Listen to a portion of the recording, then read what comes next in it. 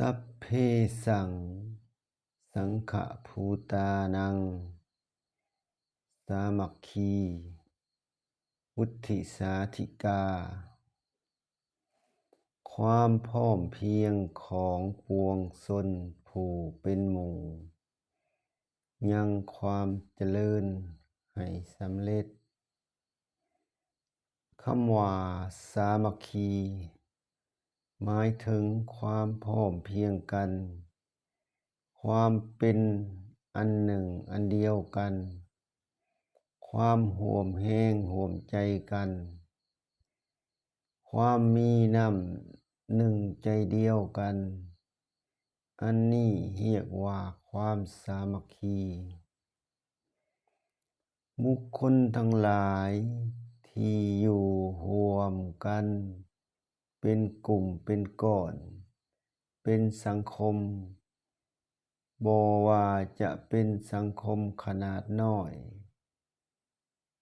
ตั้งแต่ระดับครอบครัวหมู่บ้านตาแสงหรือสังคมที่ใหญ่ขึ้นเช่นเมืองแขวงหรือระดับประเทศล้วนจำเป็นที่จะต้องมีความสามัคคีเป็นคุณธรรมเครื่องยึดเหนี่ยวเพราะการอยู่ร่วมกันหลายๆคนเป็นกลุ่มเป็นก้อนนั้นจำเป็นอย่างยิ่งที่จะต้องมีความเป็นน้ำหนึ่งใจเดียวกันช่วยเหลือเกื้อกูลกันในการทำกิจต่าง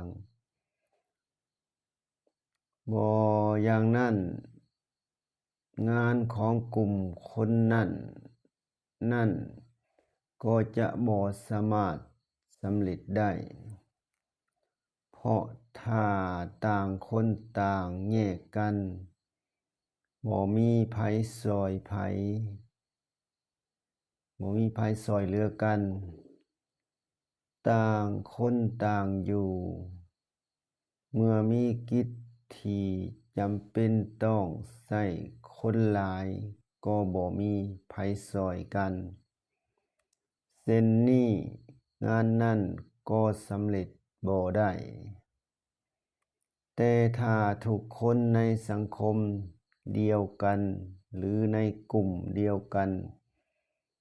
ต่างก็ร่วมมือร่วมใจกันช่วยเหลือกันเช่นนี้งานใหญ่ก็กลายเป็นงานน้อย